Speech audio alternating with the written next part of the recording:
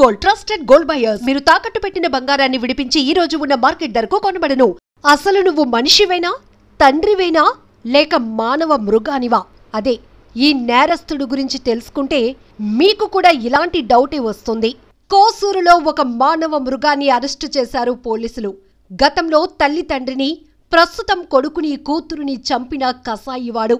అచ్చంపేట మండలం పుట్లగూడెం గ్రామానికి చెందిన వెంకటేశ్వర్లు నాయక్ను పోలీసులు అరెస్టు చేశారు. తన సొంత కొడుకును హత్య చేసి పొలంలో పాతిపెట్టి కొడుకు కనిపించటం లేదంటూ అందరినీ మభ్యపెట్టాడు ఈ కసాయి తండ్రి. మృతుడు మంగ్యనాయకు 19 ఏళ్లు.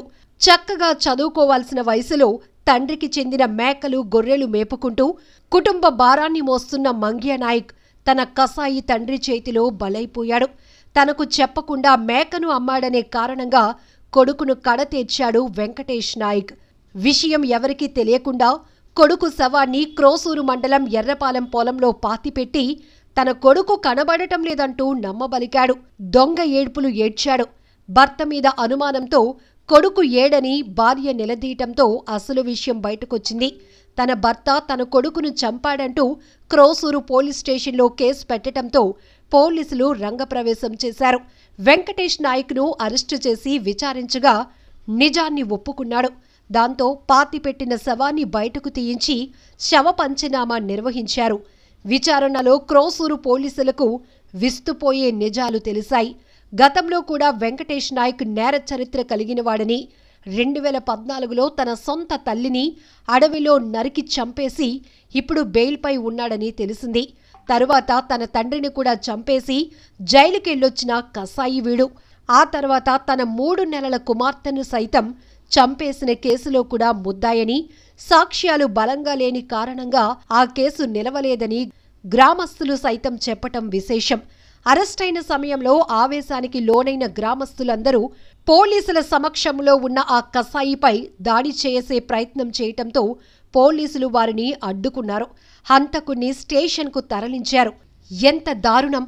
తల్లి తండ్రి అనే మమకారం లేదు, కన్న కొడుకనే ప్రేమ లేదు. తన మాట కాదంటున్న వారిని అడ్డు తొలగించుకోవటమే పనిగా పెట్టుకున్నాడు. గతంలో తల్లిని తండ్రిని పొట్టన పెట్టుకున్న ఈ కసాయి ఇప్పుడు కొడుకును కూడా పొట్టన పెట్టుకున్నాడు. ఈ విషయం వెలుగు చూడటంతో ఇన్ని హత్యలు చేసినవాడు, తన కుటుంబాన్ని పొట్టన పెట్టుకున్నవాడు ఎలా సమాజంలో బయట తిరగగలుగుతున్నాడు, ఎలా వీడిని తిరగనిస్తున్నారు అంటూ ప్రశ్నలు సంధిస్తున్నారు నెటిజన్లు.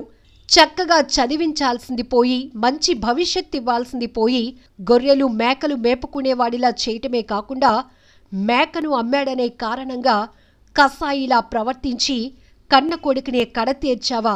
నీలాంటి వాళ్ళు బయట తిరగకూడదు, ఊరికే ప్రమాదం నీలాంటి వాళ్ళు అంటూ గ్రామస్తులు తీవ్రంగా మండిపడ్డారు. అంతేకాదు నెటిజన్లు కూడా తీవ్రంగా ఫైర్ అవుతున్నారు. మరి ఇలాంటి కసాయి వాళ్లను ఏం చేయాలి, ఎలా శిక్షించాలి, ఎంత కఠినంగా శిక్షించాలని మీరు అనుకుంటున్నారో కామెంట్ బాక్స్లో మెన్షన్ చేయండి. మండలం పుట్లగూడెం గ్రామ కాపురస్తుడైన భూక్య వెంకటేశ్వర నాయక్ మొదటి భార్య కోటేశ్వరితో వివాహం కాగా వారికి ఒక బాబు సంతానం, పేరు మంగ్య నాయక్, 19 సంవత్సరాలు.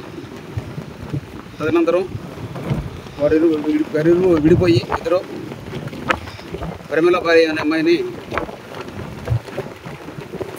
వెంకటేశ్వర నాయక్ వివాహం చేసుకున్నాడు. వారికి 3 సంతానం. మొదటి భార్య సంతానమైన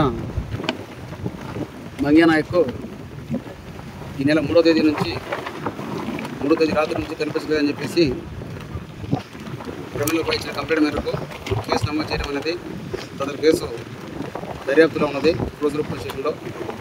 గత 3 నెలల నుంచి కూడా వాళ్ళు క్రోసూరు మండలం ఎర్రపాలెం గ్రామంలో ఉండటం వల్ల ఇక్కడి నుంచి అతను దినప్రకటన పోయినట్టుగా ఇవ్వబడిన సమాచారం రిపోర్ట్ మేరకు క్రోసూరు పోలీస్ స్టేషన్లో కేసు నమోదు చేయడం జరిగింది. ఆ కేసు ప్రస్తుతం దర్యాప్తులో ఉంది. దాని మీదట మంగ్య నాయక్ని అతని తండ్రి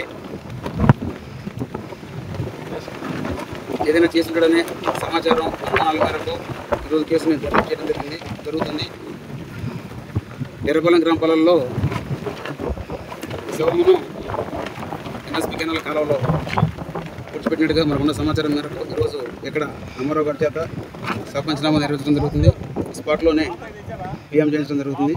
దీనిపై పూర్తి వివరాలు దర్యాప్తు నందు తెలియాల్సి ఉంది. ముద్దా ఏదైతే ఉందో ముద్దాయి గతంలో కూడా 2014 సంవత్సరంలో అచ్చంపేట పోలీస్ స్టేషన్ లిమిట్స్లో ఫారెస్ట్ ఏరియాలో వాళ్ళ తల్లిని కూడా చంపినట్టుగా కేసు నమోదైంది. గతంలో ఆ కేసు కోర్టులో తగిన సాక్ష్యాధారాలు ఏమనిపించి వీగిపోయినట్టుగా తెలిసింది. గతంలో కూడా నేర చరిత్ర ఉన్నది. 2020లో కూడా ఒక కేసు అతనిపై నమోదై ఉంది, ఒక హత్య కేసు నమోదై ఉంది. అది కూడా ప్రస్తుతం కోర్టులో పెండింగ్లో ఉంది. దర్యాప్తులో ఉన్న కేసు పూర్తి వివరాలు దర్యాప్తు అనంతరం తెలియజేయాలి. నిజంగా ప్రస్తుతం ఉన్నటువంటి సమాజం దేనికి ప్రయారిటీ ఇస్తుంది? ఆర్థిక సంబంధాల చుట్టూ మాత్రమే తిరుగుతుంది. మళ్ళీ ఎన్నికలంగానే చాలా విరక్తి కలుగుతుంది. మంచి అనిపిస్తుంది కదా, లేడీస్ కూడా ఛాలెంజింగ్ జాబ్స్ చేసినప్పుడు చాలా బాగుంటది. ట్రాఫిక్ అసిస్టెంట్స్ గా నియమించిన ట్రాన్స్జెండర్స్ అందరితో సాల్యూట్ చేయించుకుంటున్నారు. ఫుడ్ డెలివరీ ఇవ్వటానికి వెళ్ళినటువంటి డెలివరీ బాయ్ అనిల్ పై కళ్ళ ముందు